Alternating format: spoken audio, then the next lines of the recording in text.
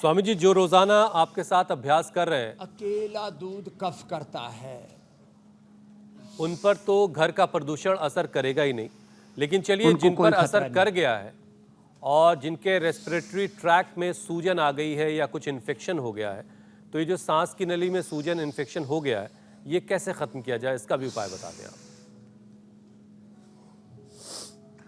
श्वास नली का सूजन एक तो दिव्य धारा सूंघने के लिए, जैसे मैंने ये पिंकी अमेरिका कनाडा से आई हुई है, इसने अपना पूरा, जैसे कहते हैं ना, ये तो मरने को हो गई थी, मरणासन, और इसने दिव्य धारा सूंघ करके और अनुलोम विलोम करके अपने पूरे फेफड़ों को, और वो भी आज से 2 साल 3 साल पहले जब कोरोना में, इसने तो वहीं पर मंगा लिया था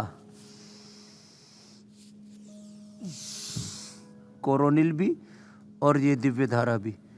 जैसे ही इसको कोरोना हुआ और सांस लेने में दिक्कत हो रही थी, इसने दिव्य धारा सूंघी, अनुलोम विलोम किया, हॉस्पिटल गई नहीं, कोई एक इसने जो है पिंकी, इसने एक बड़ी इंटरेस्टिंग बात कही। आपने बैठो पिंकी, अब तो आपका पूरा जो है हो गया है, जो है हमारी बिटिया ने अच्छे से इसका जो है मसाज करके नशे भी कर दिया है। पिंकी, तुमने एक बात बताई मेरे को कि ये जो सिंथेटिक दवाओं का जो जहर है वो अपने शरीर में क्यों नहीं डाला? साइड इफेक्ट होता था उससे।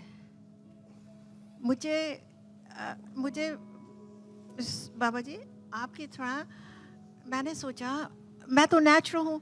हाँ, मैं तो नेचुरल हूँ।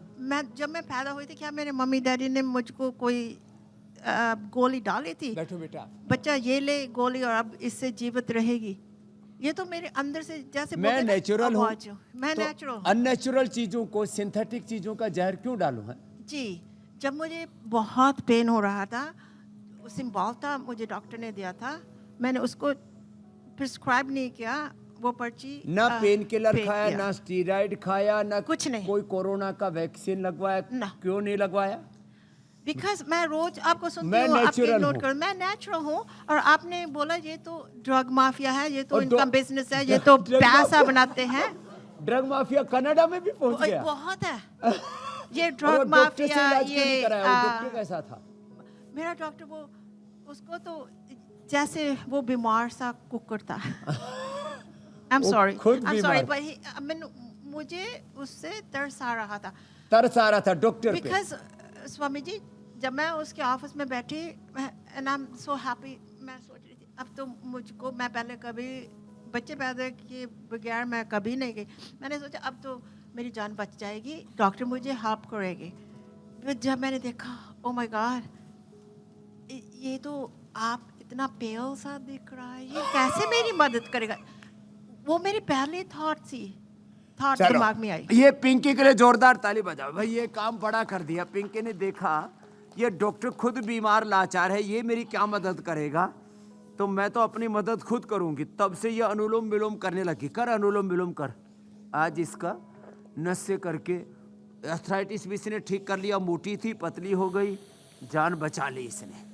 तो देखो, हमें अपनी मदद खुद करनी है, हमें स्वावलंबी आत्मनिर्भर बनना है, और उसके लिए रोज 45 मिनट्स हमारे साथ योग करना है।